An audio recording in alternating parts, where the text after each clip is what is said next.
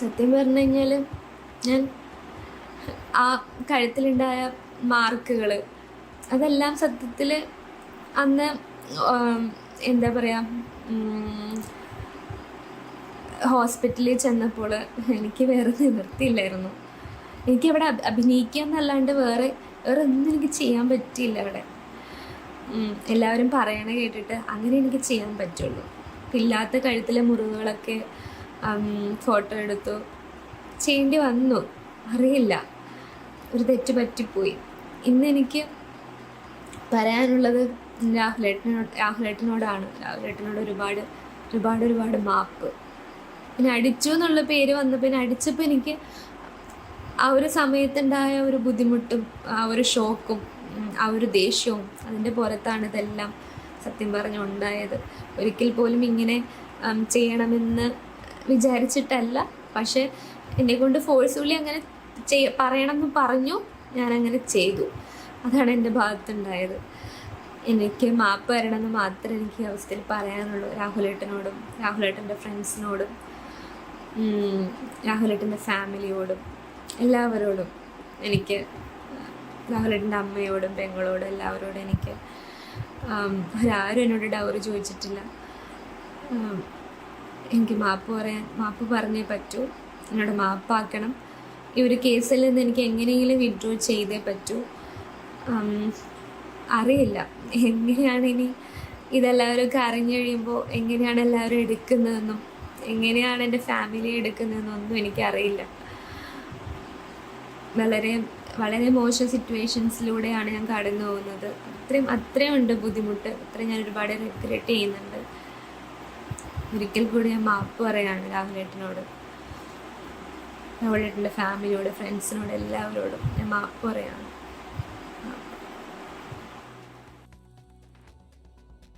K അഭിലാഷാണ് വിവരങ്ങളുമായി ചേരുന്നത് കോഴിക്കോട് നിന്ന്. അഭിലാഷ്, ദീർഘനേരം ആ പെൺകുട്ടിയുടെ സംസാരം നമ്മൾ കേട്ടിരിക്കുകയാണ്. ഇപ്പോൾ പറഞ്ഞതിൻ്റെ ഗ്രാവിറ്റി എത്രത്തോളം ഉണ്ട് എന്ന് ആ കുട്ടിക്ക് അറിയുമോ എന്ന് തന്നെ ആ വാക്കുകളിൽ സംശയമുണ്ട്.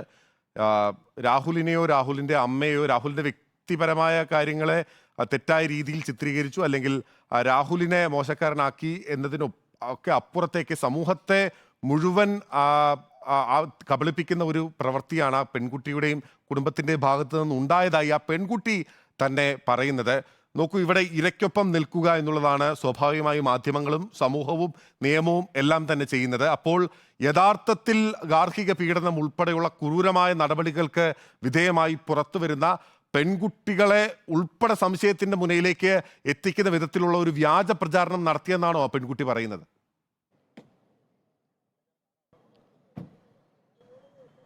ബിനിൻ, വളരെ ഗൗരവമുള്ള ഒരു കാര്യമാണ് ഇപ്പോൾ നമ്മൾ കേട്ടുകൊണ്ടിരിക്കുന്നത്. കാരണം പന്തീരങ്കാവ് ഗാർഹിക പീഡന കേസിൽ ശരിയായിട്ടും എന്താണ് സംഭവിച്ചത് എന്നുള്ള കാര്യത്തിന്റെ ഒരു തുറന്നു പറച്ചിൽ കൂടിയാണ് ഈ കേസിലെ ഇര ഇപ്പോൾ വ്യക്തമാക്കുകയും ചെയ്തത്. ഇത് എങ്ങനെയാണ് സംഭവിച്ചത് എന്നുള്ള കാര്യം കൂടിയാണ് അവർ പറയുന്നത്. വലിയ തരത്തിലുള്ള സമ്മർദ്ദം താൻ നേരിട്ടു. പ്രത്യേകിച്ച് വീട്ടുകാരിൽ നിന്ന്, അഭിഭാഷകരിൽ നിന്നൊക്കെ വലിയ തരത്തിലുള്ള സമ്മർദ്ദം നേരിട്ടു.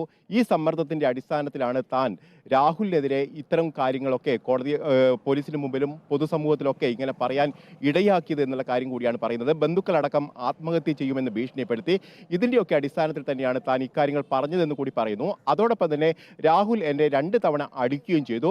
അക്കാര്യം ഈ പെൺകുട്ടിയെ അഡ്മിറ്റ് ചെയ്യുകയും ചെയ്തിട്ടുണ്ട്. അതോടൊപ്പം തന്നെ കുളിമുറിയിൽ മുഖം കഴുകാൻ പോയപ്പോഴാണ് താൻ വീഴുകയും പരിക്കേൽക്കുകയും ചെയ്തതെന്നുള്ള കാര്യമാണ് പറയുന്നത്. ഇതിനുശേഷമാണ് ബന്ധുക്കൾ അടുക്കള കാണാൻ വീട്ടിലേക്ക് വരുന്നു.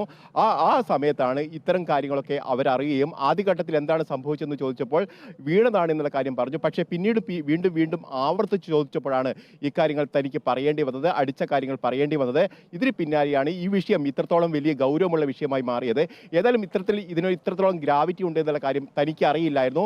ബന്ധുക്കൾ പറഞ്ഞതനുസരിച്ച് താൻ ഈ ആദ്യഘട്ടത്തിൽ ഇതുമായി പ്രതികരിച്ചതും അവർ പറഞ്ഞത് പ്രകാരം പറയുകയും ചെയ്തു എന്നുള്ള കാര്യം കൂടിയാണ് പറയുന്നത്. അതോടൊപ്പം തന്നെ കഴുത്തിൽ കുരുങ്ങിയ ബെൽറ്റ് കൊണ്ട് അടിക്കുകയും അതോടൊപ്പം തന്നെ കഴുത്തിൽ കേബിൾ കൊണ്ട് മുറുക്കി എന്നുള്ള അടക്കമുള്ള കാര്യങ്ങൾ ഞാൻ നേരത്തെ പറഞ്ഞിരുന്നു. അതൊക്കെ അവാസ്തവമായ കാര്യം കൂടിയാണ്.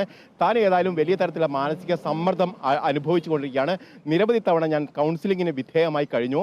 എന്നിട്ട് പോലും തനിക്ക് ഒരു തരത്തിലുള്ള മനഃശാന്തി ലഭിക്കുന്നില്ല. ഇതോടുകൂടിയാണ് താൻ ഇക്കാര്യം തുറന്നു പറയാൻ നിർബന്ധിതയായി എന്നുള്ള കാര്യമാണ് അവർ ഇപ്പോൾ പറയുന്നത്. ഏതാണ്ട് 18ഓളം മിനിറ്റ് ദൈർഘ്യമുള്ള ഒരു വീഡിയോ ആണ് അവർ ഇപ്പോൾ പുറത്തുവിടുകയും ചെയ്തിരിക്കുന്നത്. ഏതായാലും ആ വീഡിയോയിൽ പ്രസക്തമായ ഭാഗം എന്നുള്ളത് രാഹുൽ നേരത്തെ നമുക്ക് തന്നിരുന്ന അഭിമുഖത്തിൽ പറഞ്ഞിരുന്ന കാര്യങ്ങളൊക്കെ ഈ പെൺകുട്ടിയും പിന്തുണയ്ക്കുന്നു എന്നുള്ളതാണ്. രാഹുൽ നേരത്തെ പറഞ്ഞിരുന്നു താൻ 2 തവണ അടിച്ചു എന്നതിനപ്പുറത്തേക്ക് മറ്റ് കാര്യങ്ങളൊന്നും ഉണ്ടായിരുന്നില്ല. സാധാരണഗതിയിൽ ഭാര്യ ഭർത്താക്കന്മാർക്കിടയിൽ ഉണ്ടാകുന്ന സാധാരണ പ്രശ്നങ്ങൾ മാത്രമായിരുന്നു ഉണ്ടായിരുന്നത്. അത് ബന്ധുക്കളാണ് വഷളാക്കിയത് എന്നുള്ള കാര്യമാണ് അവർ പറഞ്ഞത്. അക്കാര്യം തന്നെയാണ് പെൺകുട്ടി ഇപ്പോൾ പറയുകയും ചെയ്തത്. ഏതായാലും പോലീസിന്റെ അടുത്ത് എത്തിയപ്പോൾ മാത്രമാണ് ബന്ധുക്കൾ ഇക്കാര്യത്തിൽ ഈ തരത്തിൽ മൊഴി നൽകണമെന്നുള്ള കാര്യം കൂടി പറയുന്നത്. അതായത് തന്നെ ഗാർഹികമായി പീഡിപ്പിച്ചു എന്നുള്ള കാര്യം കൂടി, ബെൽറ്റ് കൊണ്ട് അടിച്ചു എന്നുള്ള കാര്യങ്ങളിലൊക്കെ കേസിന് ഫോഴ്സ് കിട്ടാൻ വേണ്ടിയിട്ടാണ് അത്തരത്തിലുള്ള കാര്യങ്ങൾ മൊഴിയായി നൽകിയെന്നുള്ള കാര്യം കൂടി ഏതായാലും ഈ പെൺകുട്ടി പറയുന്നു. അതോടൊപ്പം തന്നെ രാഹുലിനോട് ഇങ്ങനെ പറയേണ്ടി വരുന്നതിൽ തനിക്ക് വലിയ തരത്തിലുള്ള കുറ്റബോധമുണ്ട്. അതോടൊപ്പം തന്നെ രാഹുലിന്റെ ബന്ധുക്കളോ രാഹുലോ ഒരു തരത്തിലും ഒരു ഘട്ടത്തിൽ പോലും ഈ സ്ത്രീധനം ആവശ്യപ്പെട്ടിരുന്നില്ല എന്നുള്ള കാര്യം കൂടി പറയുന്നു. അതോടൊപ്പം തന്നെ വിവാഹത്തിന്റെ ചെലവ് പോലും രാഹുലാണ് വഹിച്ചത്. തനിക്ക് വേണ്ടിയിരുന്ന ഡ്രസ്സ് അടക്കം രാഹുൽ എടുത്തു തന്നു. അതോടൊപ്പം തന്നെ ആഭരണങ്ങളടക്കം രാഹുലാണ് വാങ്ങി തന്നത് എന്നുള്ള കാര്യം കൂടി പെൺകുട്ടി ഇക്കാര്യത്തിൽ വ്യക്തമാക്കുകയും ചെയ്തിട്ടുണ്ട്. അതോടൊപ്പം തന്നെ ഈ പെൺകുട്ടി പറയുന്നത് രാഹുലിനോടും രാഹുലിന്റെ ബന്ധുക്കളോടും തനിക്ക് മാപ്പ് പറയണം, താൻ കുറ്റം ചെയ്തു എന്നുള്ള കാര്യം അവരോട് മാപ്പ് പറയണം എന്നുള്ള കാര്യം കൂടിയാണ് പറയുന്നത്. ഏതായാലും വളരെ വലിയ തരത്തിലേക്ക് വളർന്നു വന്ന ഒരു പ്രശ്നമാണിത്. കാരണം രാഹുൽ ഒളിവിൽ പോകുന്നു. അതോടൊപ്പം തന്നെ രാഹുലിന്റെ ബന്ധുക്കളെ, അമ്മയെയും സഹോദരിയെയും പോലീസ് അറസ്റ്റ് ചെയ്യാനുള്ള നീക്കം നടത്തുന്നു. അതോടൊപ്പം തന്നെ സുഹൃത്തിനെ പോലീസ് അറസ്റ്റ് ചെയ്യുകയും കസ്റ്റഡിയിലെടുക്കുകയും ജയിലിലാക്കാനുള്ള ശ്രമം നടത്തുകയൊക്കെ ചെയ്തു. വലിയ തരത്തിൽ വിമർശന വിധേയമാവുകയൊക്കെ ചെയ്ത കാര്യങ്ങൾ കൂടിയാണ്. അതിന് പിന്നാലെയാണ് അമ്മയും സഹോദരിയും കോടതിയിൽ നിന്ന് മുൻകൂർ ജാമ്യം തേടിക്കൊണ്ട് സമീപിക്കുന്നത്. അവർക്ക് മുൻകൂർ ജാമ്യം നേടിക്കൊണ്ടാണ് ഇപ്പോൾ പുറത്തു നിൽക്കുന്നത്. ഇപ്പോൾ നമ്മൾ രാഹുലുമായി ബന്ധപ്പെട്ടപ്പോൾ രാഹുൽ പറയുന്നത് തനിക്ക് ഇനി കൂടുതൽ ഒന്നും താൻ പറയാനുള്ള കാര്യങ്ങളൊക്കെ പറഞ്ഞു കഴിഞ്ഞു, അത് ഇപ്പോൾ തെളിയിക്കപ്പെടുകയാണ് എന്നുള്ള കാര്യം കൂടിയാണ് രാഹുൽ ഇപ്പോൾ വ്യക്തമാകുന്നത്. അതുകൊണ്ട് തന്നെ മാധ്യമങ്ങൾക്ക് മുന്നിലേക്ക് വരാൻ ഇപ്പോൾ താല്പര്യമില്ല, താൻ മാനസികമായി തകർന്നു കഴിഞ്ഞിരിക്കുന്നു എന്നുള്ള കാര്യം കൂടിയാണ് രാഹുൽ പറയുന്നത്. അതോടൊപ്പം തന്നെ രാഹുലിന്റെ സഹോദരങ്ങളും പറയുന്നത് ആ പെൺകുട്ടിയുടെ വായിൽ തന്നെ ഇത്തരം കാര്യങ്ങൾ പുറം ലോകം അറിഞ്ഞതിൽ സന്തോഷമുണ്ട്, അതിൽ കൂടുതൽ ഒന്നും ഞങ്ങൾക്ക് പറയാനില്ല എന്നുള്ള കാര്യം കൂടിയാണ്.